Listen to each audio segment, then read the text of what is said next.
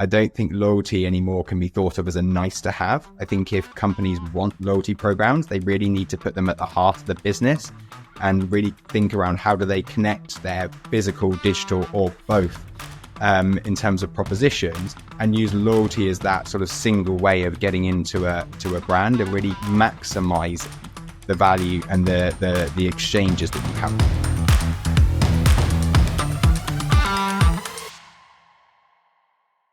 Hi, welcome to Loyalty Stories. I'm Michelle Ellicott-Taylor, Head of Global Partnerships at Antavo, and we're a tech vendor providing loyalty platform for our brands, working with lots of global brands, including KFC, BMW, Benefit Cosmetics, and many other fashion and retail brands. In our Loyalty Stories, we're running a podcast where we dive into trends in the customer loyalty space and we talk to industry experts. And I'm really excited today that we have James Baker joining us. James, thanks for joining. Would you like to introduce yourself? Thanks, Michelle, and thanks so much for having me today. So I'm James. I've been very fortunate to work on a number of loyalty propositions over the years, and it's an area that is particularly of interest to me based on sort of the changing economic environment that we're seeing, user behavior, and also just the actual experience I myself as an individual have with some of these brands and organizations. No, that's great. And I think that's why we're so excited to talk with you today, because of all of that experience that you have. And I guess it's always a good place to start with the $1 million question. What's your favorite loyalty program and why? And can you share anything about the brand? But yeah, it'd be really nice to get some input there. I mean, there are so many fantastic loyalty programs across a variety of different industries. I'm going to be cheeky and choose two. Both of these more because they have a particular relevance for me as an individual. So the first of that is Nike. So I'm a big running fan. I do I go for runs 4 or 5 times a week. The trainers themselves are fantastic, as are many other brands. It's not just Nike. But I think the way in which they leverage their loyalty program to provide transactional benefits, but also have that more emotional and relational experience with users is really, really valuable. And they do that seamlessly. I mean, it's also my birthday this month, and straight away they give you 25% off within your birthday month. I utilize that on the first day. So again, they're very clever around how they personalize the experience, and they really invested on that personalization piece. Again, I think there's room to work when it comes to how they connect that with the physical experience and really personalizing that. But in general, it's a fantastic loyalty program that again touches on a number of different areas from a mechanics perspective. And the other one is, I mean, it's not formally a loyalty program, but I think the customer loyalty that they have is almost as high as anyone, and that's Apple. I mean, everybody knows who they are. Everybody's used their products. And the fantastic thing around it is that they are built around sort of seamless connection between the physical and digital space and intuition. I think anyone can pick up one of their products and instantly understand what the purpose of it is, why it provides them value, and how it connects with the other sort of products that they're using. I mean, whether they are young, old, it's built for the user experience. And I think they've just done that really well. And the loyalty that they've been able to generate as a brand is really clear from those products. Yeah, I mean, that's a really strong one, Apple, isn't it? Like you say, it's just that loyalty is there. People know it. People know what they do. And like you say, it's a very strong name. But the Nike one is interesting too, with those touch points with the birthday messages and thinking about like the personalization that's involved with loyalty as well, and having those touch points with your customers. So great. That's really good to know. Now, I wanted to get a bit more of an idea about the ones that you've worked on. So you've obviously spoken about those two, and I guess from a customer perspective. But brands you've actually worked on, what's been something really exciting there that you've seen with loyalty? I'm not too sure about naming companies themselves. I should have probably checked that in advance. But there's one which is a big toy manufacturer, and they had a really strong loyalty proposition for a number of years, but it actually, as things changed, the environment changed, their user group, sort of user base changed, it became a little bit redundant from its original purpose. It was very much focused on the higher affinity users, and they were already at a customer lifetime value that wasn't really going to increase. And although it was very valuable for them, they started to think, how can we make this more accessible for a larger population of individuals, so many of whom actually get to experience the brand's products and also the digital propositions that they launch to market as well. And again, they've got everything from training, events. They have physical spaces as well as stores.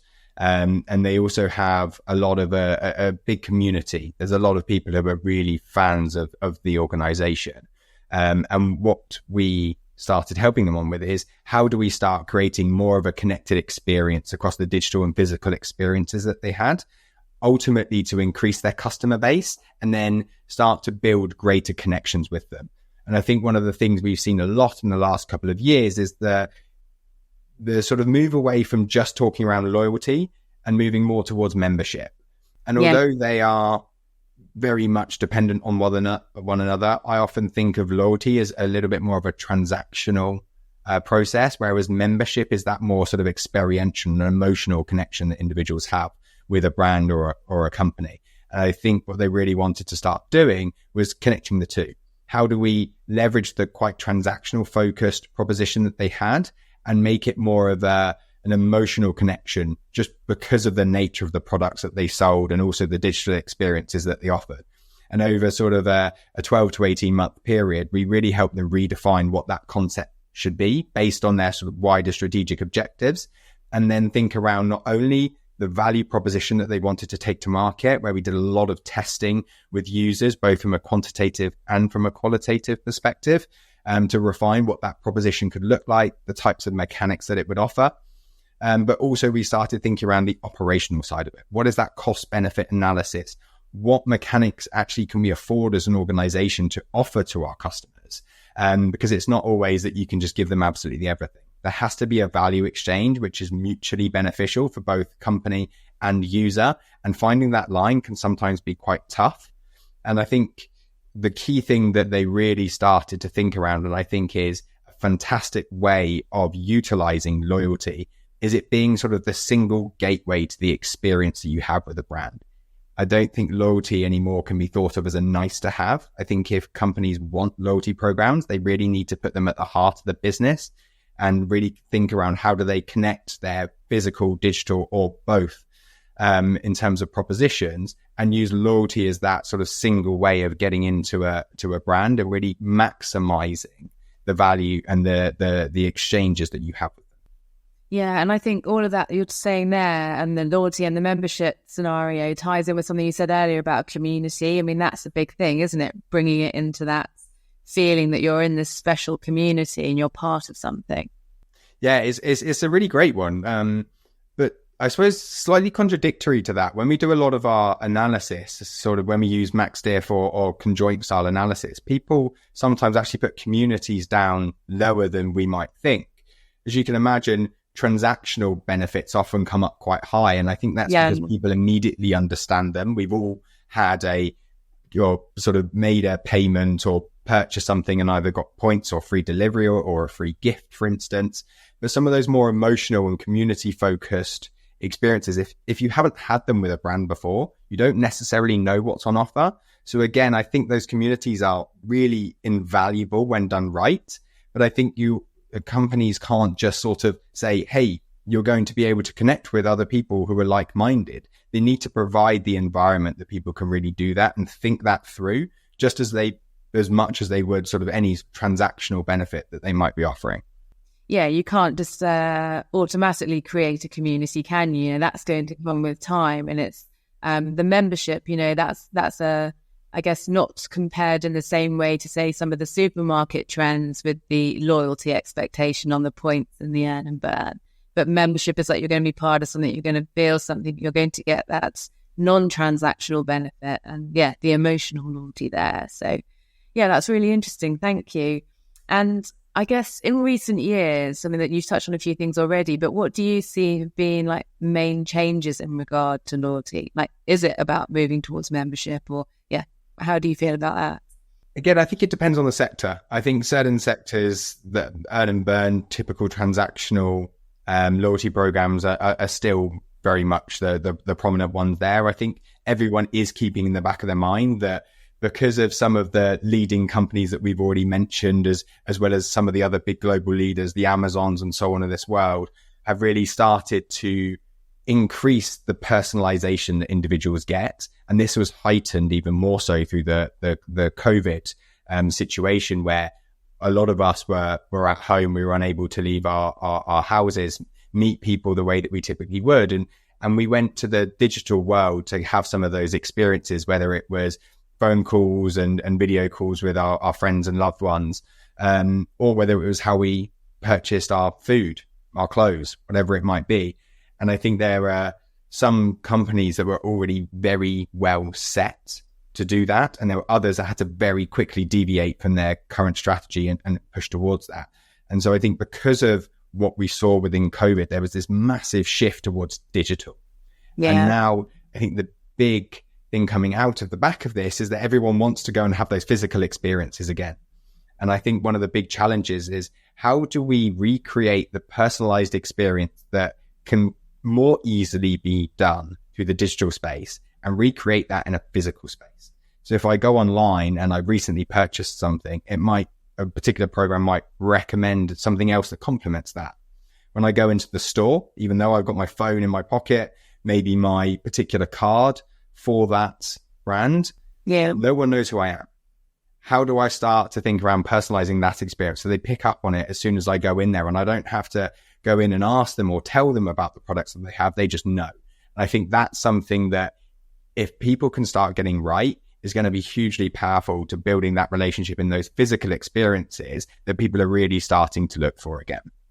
Yeah, I guess everything you're saying there is about the changes that are happening, and you've touched on a lot of points that are very interesting. But are there maybe, like, moving forward, like what we've seen obviously changing already and since the pandemic, but are there maybe two main trends that you see coming in the next, 12 months? I mean, there's going to be many, but are there some key ones that you're seeing?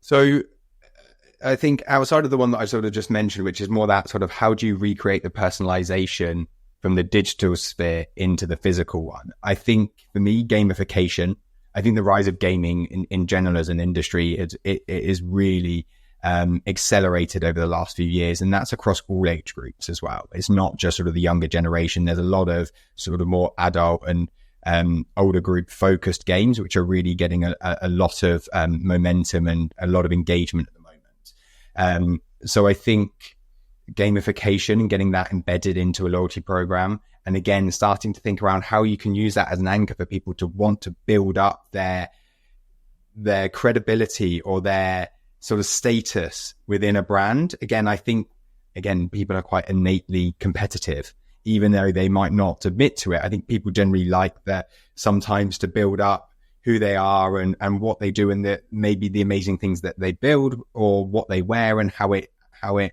demonstrates who they are as an individual. So the gamification and embedding that into a proposition, I think is a trend that we've started to see, and I think is going to continue for a while. I think the other one is around sustainability. And again, it's been a topic that's been very prevalent now for a number of years. And I think what we've seen this year with some of the weather globally is really starting to put it back to the forefront of, we need to start making a change. And I think there are a number of brands who are starting to think, how do I embed this into my propositions? And H&M, for instance, is a really good example of where you can take back your clothes and earn points as a result.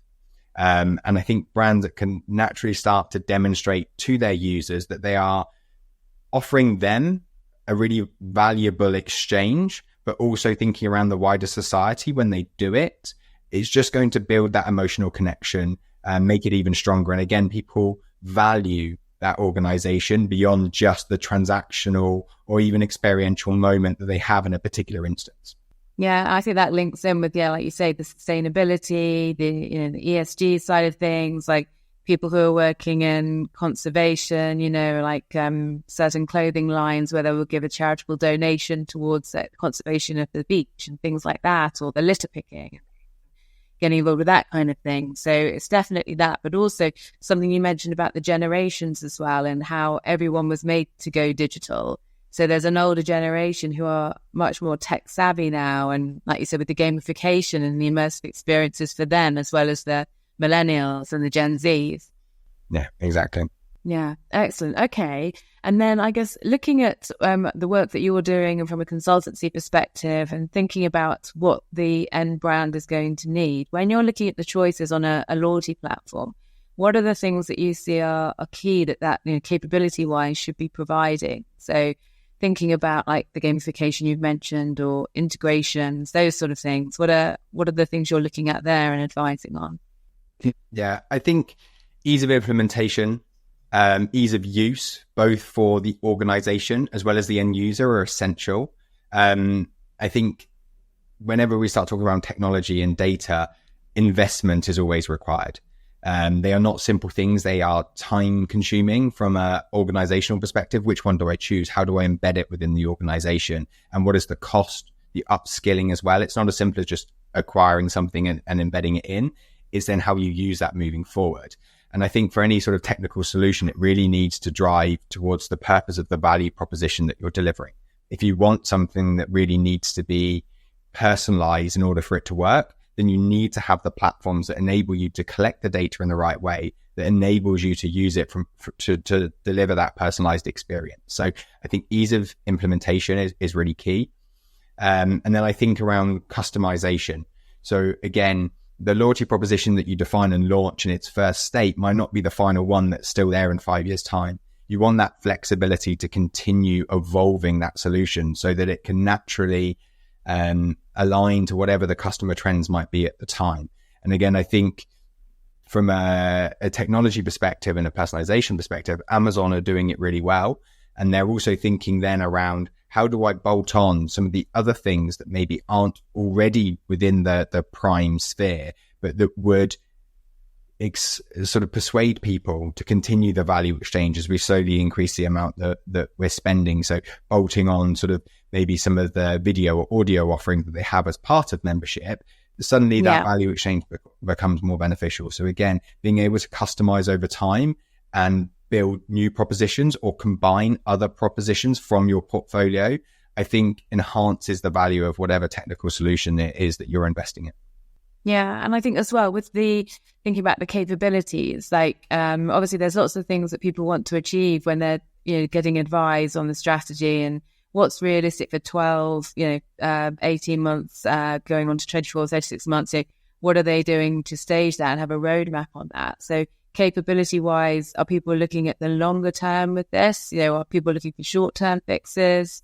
Are people really investing in this, that they're seeing loyalty as a proper consideration now that they need to build into their long term program? Yeah, I think as with everything, it depends. I think those who are doing it best are thinking around the long term. Because again, when we talk around technology, when we talk around data and what that ultimately means around personalization, it takes time. You can't just understand your consumers on day one. You need to collect the data. You need to then hopefully provide something to them that then enables you to learn more about them. And you want them to continuously come back to your site or your store so that you can collect more data on whatever they're spending or habits are. And so I think that's really important that they think about it from a long-term perspective. That said, companies that already have a loyalty program in place and are just sort of incrementally improving it, I think there is more value in looking at the attribution. What am I currently spending on and what value am I getting from it? And how do I then think to maximize that investment further? Can I just make small tweaks to the value proposition? Can I speak to a few users and understand maybe why they're only focusing on one or two parts of what I offer rather than the other 3 and 4? So there are different strategies. And again, I think it depends on the maturity of the organization when it thinks around loyalty. But for anyone thinking of launching a new proposition or fundamentally evolving the solution and proposition that they currently have, I think you need to consider 3 to 5 year horizons, but also quite carefully do that return on investment idea. Because whenever going to a CFO or equivalent, you have to really have that rigor that says, I need a significant amount of investment, but here's why it's worthwhile. And I think whether that's with loyalty or any other part of business, that return on investment, the cost benefit analysis, it's really key. And it's something that we always try to support our clients with, is thinking not only around the user experience they're getting, also thinking around how do we maximize it internally from an operational perspective, make it easy for people to use, make it them want it to be a part of the organization, but also be valuable long term. Yeah, and I think that answers the question, that this is like a serious part of the consideration for someone's plans now with what they're doing in digital transformation. It's not just a nice to have add-on. It is, a very important part of the whole picture. And I was going to ask you as well, because I know you're focused quite on, say, Western Europe, but do you have any insight on whether there are differences, like regionally, with loyalty programs? Are there certain types of programs that you see working better in, the US versus the UK, that kind of thing? Yes, completely. I think there's always cultural nuance between countries, and I think companies need to be very aware of that when building their loyalty programs. Although a lot of the work that we do is with brands who are maybe based in Western Europe, a lot of the propositions are global, even if they focus on particular markets or particular regions more so. Again, when we typically start off our loyalty engagements, we make sure that we do a lot of research. And I think that's one thing that we really feel differentiates the programs that we create, is it's really focused on our understanding of quantitative and qualitative feedback that we get from users, which gives us an insight into their behaviors. And then when we compare that to what organizations are able to offer, we can then start to make the connections of what is that value exchange and how do we make something that's really beneficial to both user and organization. But when thinking around the nuances, there are always different trends, but even if you think of the UK and US, the way in which we have our coffee, the type of flavors we like, there's huge differences. The fact that the UK still has pubs and they are so vibrant as they are, and the way in which we go and experience them. Again, just from those sort of subtle things, the sports that we love, the way that in which sport plays a role in life. If you think of it very community driven from a US perspective, look at those, the whole state will be a fan of that same team and they will go to it. Again, those things need to be built in and taken into consideration in any loyalty program that people launch. And I think, again, when we talk around investment and how we make sure it's worthwhile for the organization, we need to think around what's the 70-80% consistency that we can give. And then what's that 20 to 30% that we can adapt to those local nuances? And again, I think digitalization of sort of Asia in particular, the fast moving nature of that market means that the digital experiences are really important. And also status comes out quite a lot in certain markets, being really, really important. Whereas when we were doing some research, Germany came up with a real emphasis around education. And so when we were thinking around how we pitched a particular product to that market, we really emphasized those particular mechanics. So although the 10 things that you're offering might be the same, those that you bubble to the surface might look slightly different in the markets. And again, when we think around personalization, that has to be driven by those cultural and local requirements and nuances of the individuals in that region. And again, the companies that have that information and are able to adapt their proposition, albeit keeping it largely the same behind the scenes, means that they get a better return on investment and also build a greater relationship with their user base. Yeah, if a brand's doing something brilliantly in Asia, that might not work in the US. They've really got to understand that market and what's going to work there. 100%. Yeah. And then just thinking about, I guess, the people that are involved with obviously these huge loyalty programs and digital transformations. So as an agency, like when you're working with these brands, who is it that's kind of driving it? Like, is it always confined to a loyalty team approaching you? Is it someone else like head of digital? Who's getting involved? I think it sometimes depends on the maturity of the loyalty proposition. Certain companies have come to us and they don't have a loyalty team at all. And so it's actually the sales and or marketing department. And actually, I'd say it's one of the biggest challenges we have when first setting up a loyalty program is where is it going to sit within the organization? Who is going to own it? Because sales, typically their KPI is all around revenue. Marketing is often more around reach and engagement. And those things sometimes conflict in where your preferences are for the mechanics that you're selecting and make part of your proposition. So I think it historically maybe has sat more within the sales side. As we move away from transactional, I think those teams are connecting and often there's a digital element to it. Again, we've spoken a lot around technology and data. And if teams have a digital offering capability, whether it sits within one of those functions or sits above or alongside. I think it's bringing those different teams together. But often it is sort of a chief digital officer that will come to us because they own what is that digital experience. But as I said, regardless of who comes to you first, it really needs to be embedded across the organization. Even when you then think around the finance team, when you think around the attribution models. Yeah, precisely. They have to be involved. They have to understand the value of this. Otherwise, it's never going to go anywhere. Yeah, and I think you have champions internally, you have influencers, and then you have obviously ultimate decision makers. Yes. So it's making sure those teams aren't siloed and bringing them all together. So okay, and then we're just thinking. I know we've touched on, I guess, like generations and their interest in loyalty. So thinking about, I guess, there's people who are established in loyalty, have got long, 10 years experience in this. And if we're thinking about all of the new people coming through, like someone who's in their early 20s now and they're a loyalty manager, but they're aspiring to be one of these heads, one of these decision makers, what kind of advice would you be giving to somebody like that about what they should be doing with the loyalty programs? I think it's to really get into the detail across the end-to-end experience. Again, I think I've talked around a lot of the end user value that they see, but also then the operational side of it. And I think the heads of loyalty really need to understand both. How do I create that mutual benefit for both? How do I create a virtuous cycle that means that users get a better experience, more access, they get value from discounts or anything like that, vouchers and so on. But also, how does it make sense from a cost perspective? How do I continue getting money to invest in the loyalty program and make it bigger and more rewarding for all? So I would say learn the piece that really resonates with users, understand how the product itself comes to life across the physical and digital, work with designers, work with strategists, really get a sense of how the best loyalty programs articulated to the market and how they also represent the brand.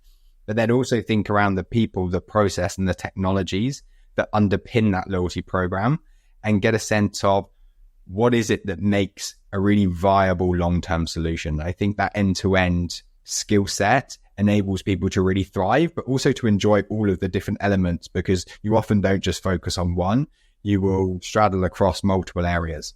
Yeah, and I guess as what we were saying previously, it's about getting all the other teams on board as well, isn't it? So you're learning from different people involved in these decisions, I guess, working with the brand and how the brand is, what they want and what they're hoping to achieve. So, but it's great to get that insight. And then I guess as one of the last questions, thinking about how we all like a bit of surprise and delight. I know you've spoken about trends and changes and things like that, but has there been anything that's been, a bit of a surprise for you with loyalty and has delighted you as well? I mean, in a really simple way, Nike sending me 25% off was a great surprise this month. And I think we keep talking about them. But again, I think being really smart in the small things that actually make a much bigger impact than maybe you realize. Wow. I think those softer personalized things are really great. I think what's also been great is that transition back to the physical experiences in North Face and their Explorer Pass that we haven't really spoken around at all. I love that ability to offer things well outside of what you would expect a brand to be giving you, hikes up mountains and so on. I think they're so clever how they've connected those two things.